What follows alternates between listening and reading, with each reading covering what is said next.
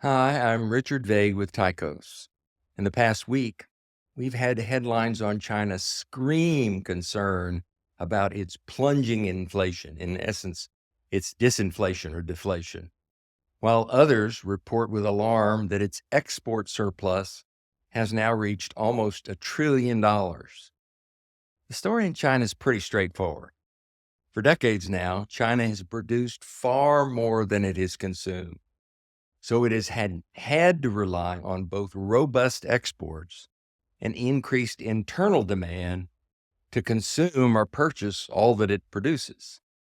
However, in the last couple of years, internal demand has fallen, might even say collapsed, largely because of all the overbuilding that has brought a series of collapses such as Evergrande.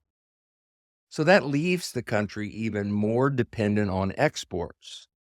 But international demand for China's product has been flat. So what do you do in that circumstance? Well, they slash prices. They've really had to slash prices to try to engender or stoke additional international demand. Well, there's a consequence for price slashing. That has meant that China's corporate profits have plunged. China's corporations fund those losses through what else? Massively increased borrowing. And China's corporations are now borrowing twice as much as their U.S. counterparts.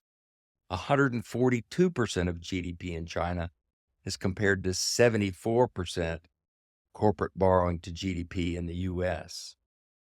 And China's price slashing is the very thing that is causing its CPI and PPI to be so low. China's CPI is down to 0.2%, which is remarkable. And its PPI is now negative 2.3% and has been negative now for almost 3 years.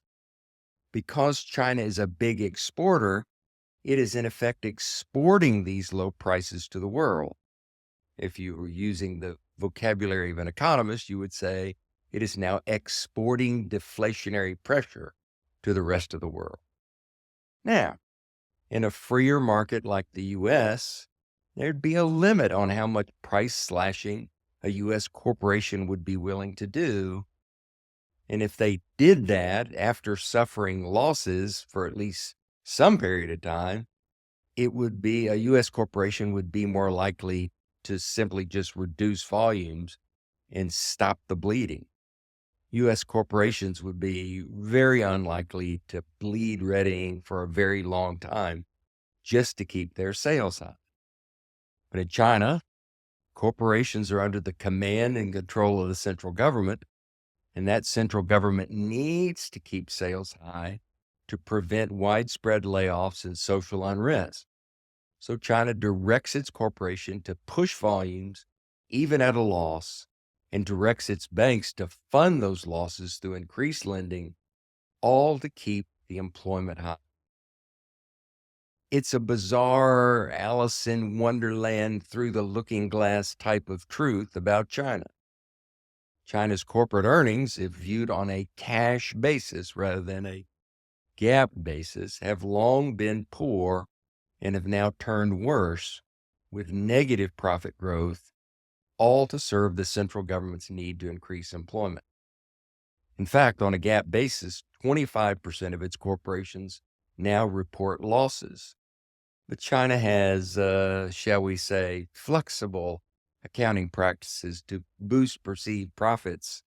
And if we instead view this on a cash basis, using S&P Capital IQ's database of companies, the percentage that are posting a loss is much worse at 53% of the companies. Look for this to continue, but ever higher exports and ever higher dependence on exports makes China all the more vulnerable to the threatened tariffs announced by the U.S. and also being considered by other countries. By the way, do you notice the inflation anomaly here? U.S. analysts are expecting upward pressure on U.S. inflation, while China analysts are seeing troubling signs of disinflation and deflation in China. However, given that these two economies are the largest in the world and deeply intertwined, it will be hard, not impossible, but hard for both things to be true at the same time for very long. It's not unreasonable to expect that China's exported deflation could help moderate U.S. inflation. That's it for this week. Thanks.